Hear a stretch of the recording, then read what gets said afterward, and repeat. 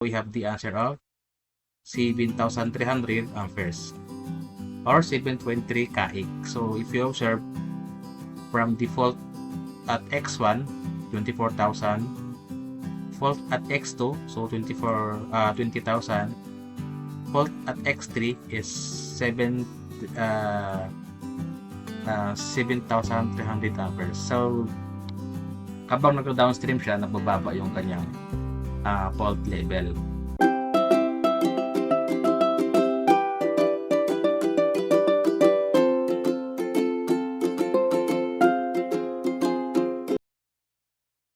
Welcome to our new learning. This time we have another topic, which is itong short circuit calculation by point-to-point method, line-to-line fault, and then single phase. So on this learning, malaman natin yung paano yung short circuit fault within that point by using itong point-to-point method. And then again, pag short circuit, medyo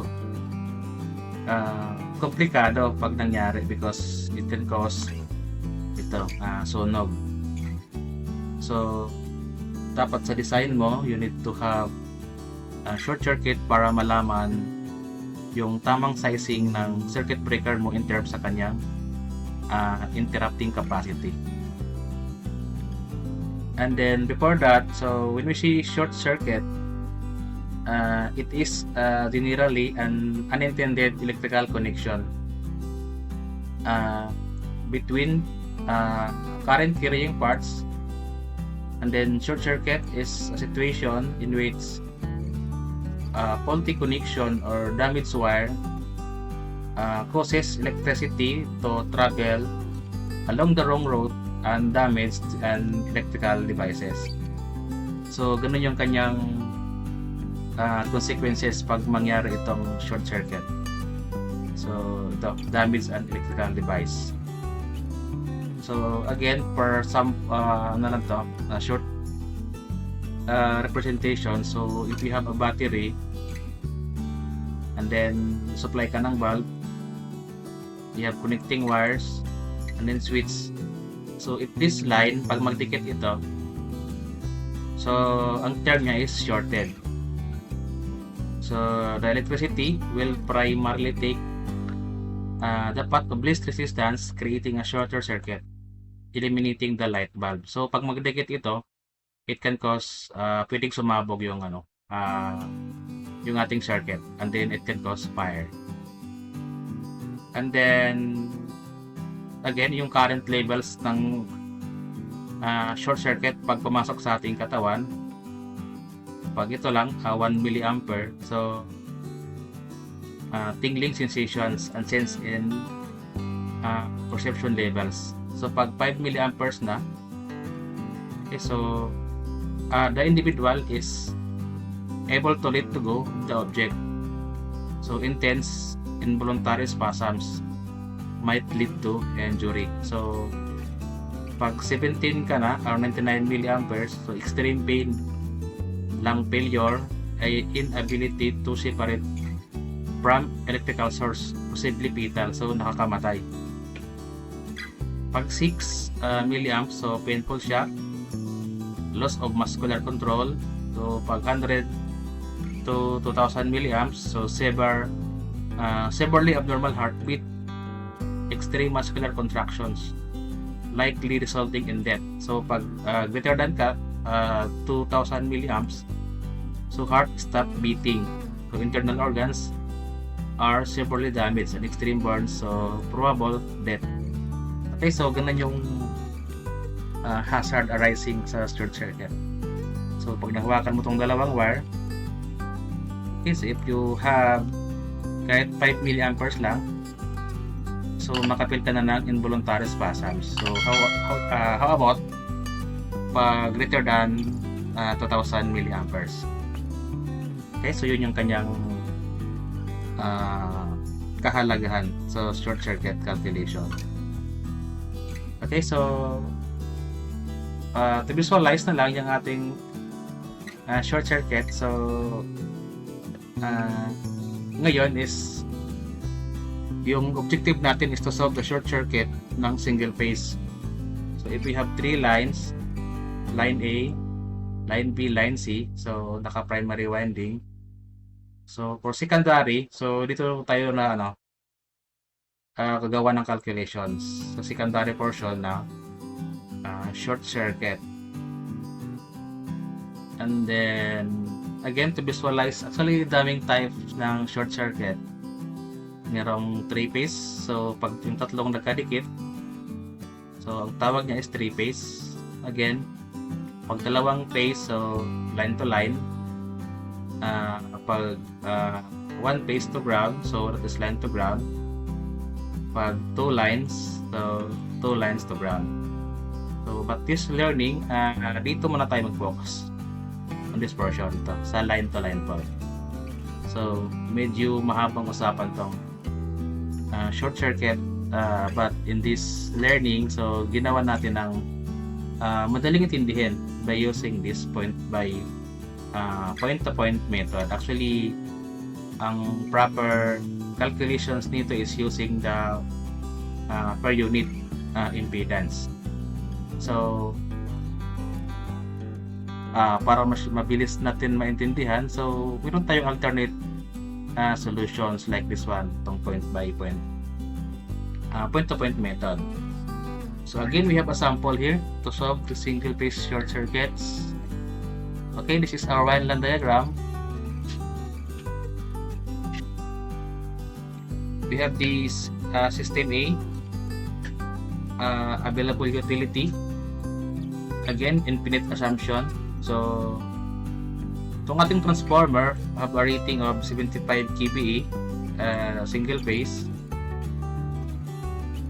and then 1.22% X, 0.68% R, 1.40% Z yung percent impedance. Again, 120 to 40 volts secondary. Again, and itong mayroon tayong conductor, so 25 500 kaise mil copper wire, magnetic conduit, 3 single conductors. Again, yung length niya is 25 feet. Okay, so for this, meron tayong 400 ampere switch, 400 SV fuse, ito. And then meron tayong 50 feet na 3 AWG copper wire, magnetic conduit, 3 single conductors. So yung aim natin ngayon is to solve for the short circuit at this point at number 1, and then fault number 2, and then fault point number 3. So first is let's solve for the fault point at number 1. Okay, so again, yung solution natin ngayon is line to line fault.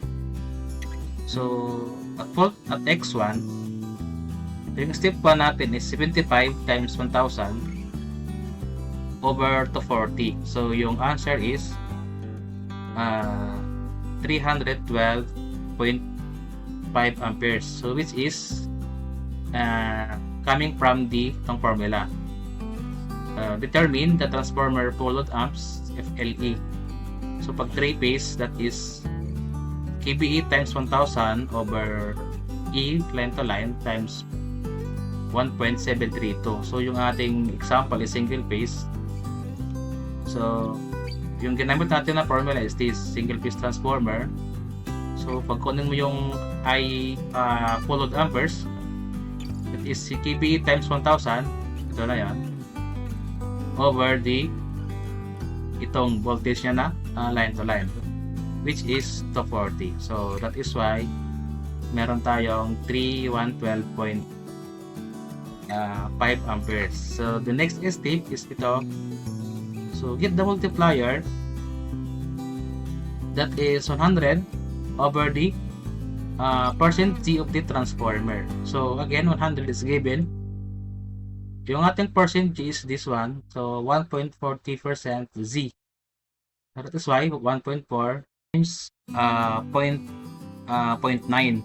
So, sure, bakit may 0.9? Actually, listed transformer, 25 kBE and larger, have a percent impedance tolerance of 10%. So, short circuit amps can be affected by this tolerance.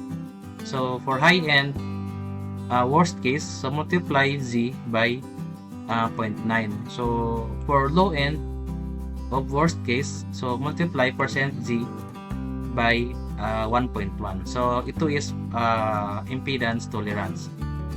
Okay, so after that, meron tayong makuhang multiplier na 79.37. So, after that, meron na tayong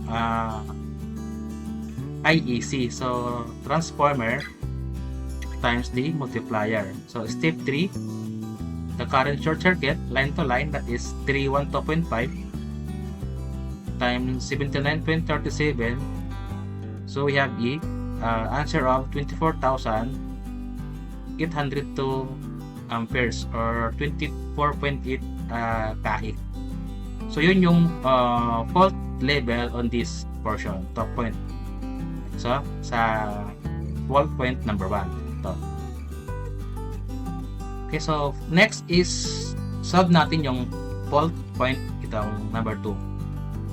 So, again, meron tayong step. So, when we find the fault on this point, so meron tayong tinatawag na F factor to, which is to calculate. So, pag 3-phase, ito yung formula, single phase line to line. So, dito tayo. That is F 2 times length times current na line to line over the C times N times voltage line to line. So, where itong L is length expressed in feet, itong C is constant. Meron tayong table nito. So, itong N, number of conductors per phase, I is available short circuit current in amperes at the beginning of circuit, where E is the voltage of circuit. So, let's use this formula to dahil single phase tayo na line to line. So, we have 2 times 25. Ito is yung kanyang length, 25 feet. Times 24,802. Ito na yung short circuit current at the beginning of the circuit. Ito. And then, over itong 22,185. So, sir, saan ito ginawa? Actually, ito yung value ng C. So, to get that, meron tayong table 4. Yung ating conductor is 500 kc mil copper. So, 500, if you look on the table, it falls on this portion at 600 volts. Okay, so 500 to 2185. Times mo ng 1, the number of conductors per phase, isa lang. And then, times ng 240. Which is, yung ating answer is 0.2329. And then, for the step 5, if nakuha mo na yung value ng F, meron tayong multiplier again. So, for multiplier, that is M 1 over 1 plus F. Okay, so 1 plus F is 0.811. And then, for the short circuit current, line to line at fault point number 2, that is just IEC times M is 24,802. Ito, times mo siya ng 0.811 yung ating M. So, we have the answer of 20,116 amperes. So, that is 20.1 kaik. So, if you observe from 24,000, bumaba siya.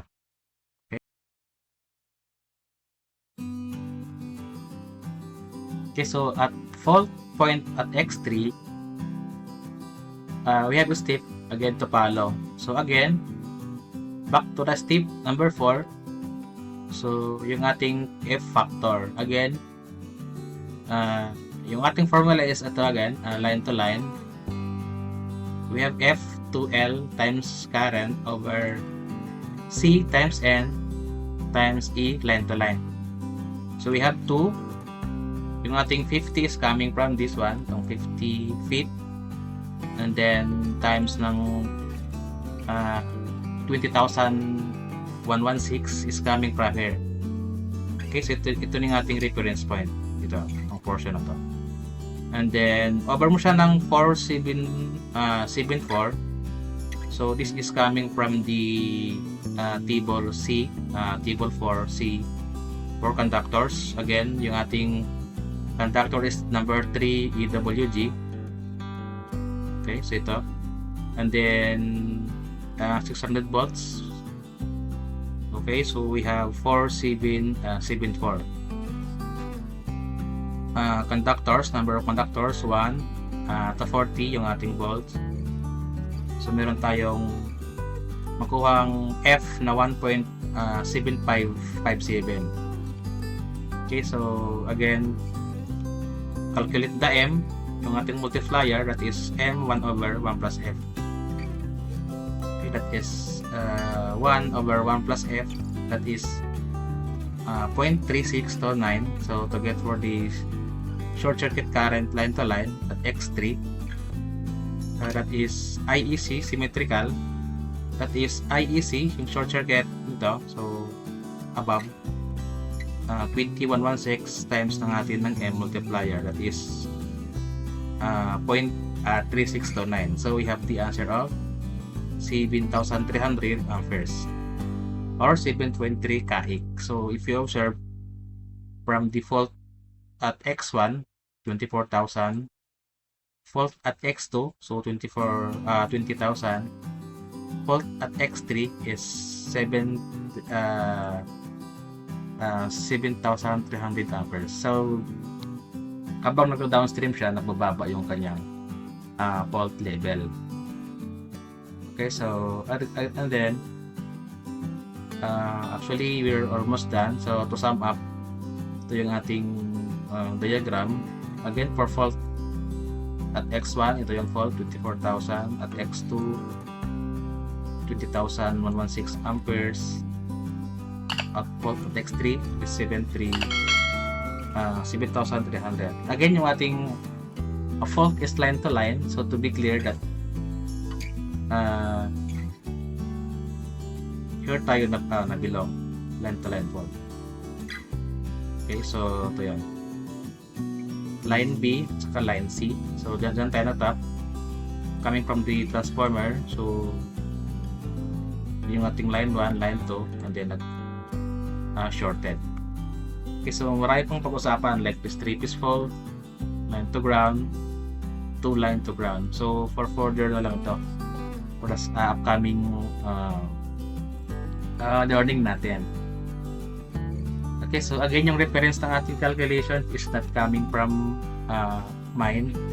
Is credit by Bosman by Eaton. So meron silang ginawang short circuit calculations na pinadali. Ito by using this point-to-point method. Okay, so and then actually we're done already. So that is again ang topic natin, short circuit calculations. Point to point. Actually yung formal talaga nito is yung per unit impedance. So mas critical siya, then more complicated because it involves trigonometry saka yung algebra. Okay, so again, I hope you learn sa ating short learning. So thank you for watching, and then do subscribe for more videos to do. Thank you.